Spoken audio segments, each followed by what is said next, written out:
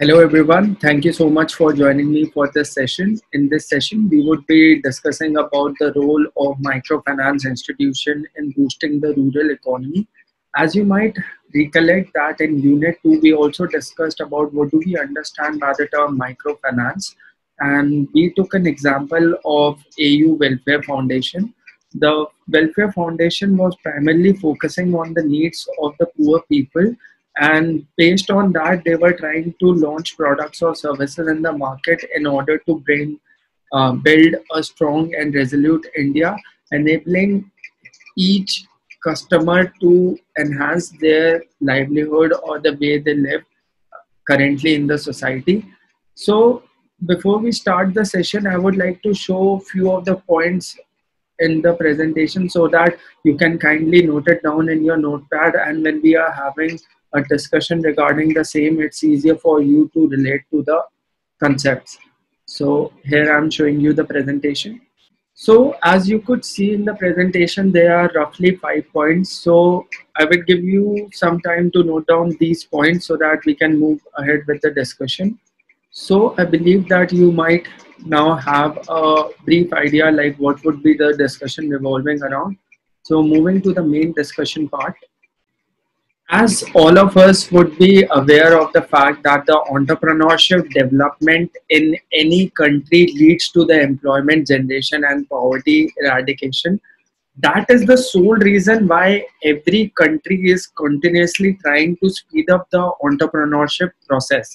So when we talk about the scenario of India, small entrepreneurs need small funds to boost up their small businesses, but the currently government sector financial lending institution are failing to do it. Therefore, this creates the dependency of the micro entrepreneur on microfinance lending institution. Bangladesh is a pertinent example of the role of microfinance in economic development. From that time, Bangladesh became a model of economic growth through microfinance. Now, all the developing countries are applying this model for economic development. In the same line, India is also using and experimenting with the flourishing outcome of microfinance. Microfinance is playing a vital role in the economic development by entrepreneurship development in India. The success of small business in India depends upon the accessibility of the working capital. It is only possible by microfinance lending. Now, talking specifically about the role of MFIs, MFIs are paving the way for establishment of an account relationship which helps the poor to avail a variety of saving products and loan products for housing, consumption, etc.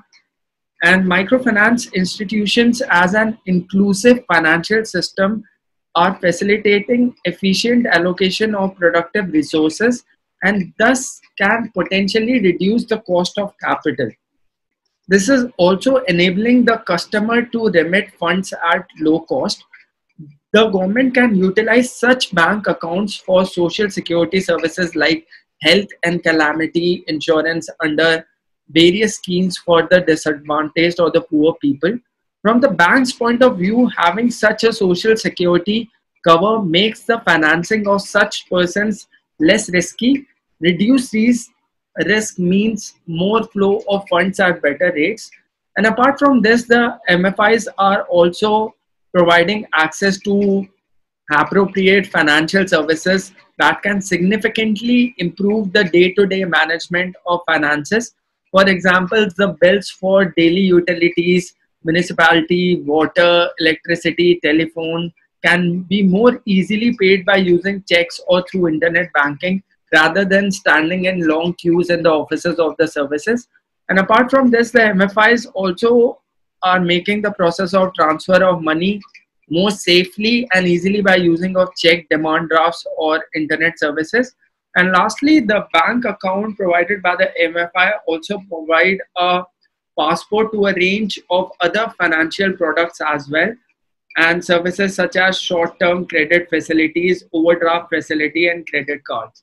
So these are the few points that I wanted to highlight when we talk about the role of MFIs in boosting the rural economy. So with this, we come to the end of this session. Thank you so much.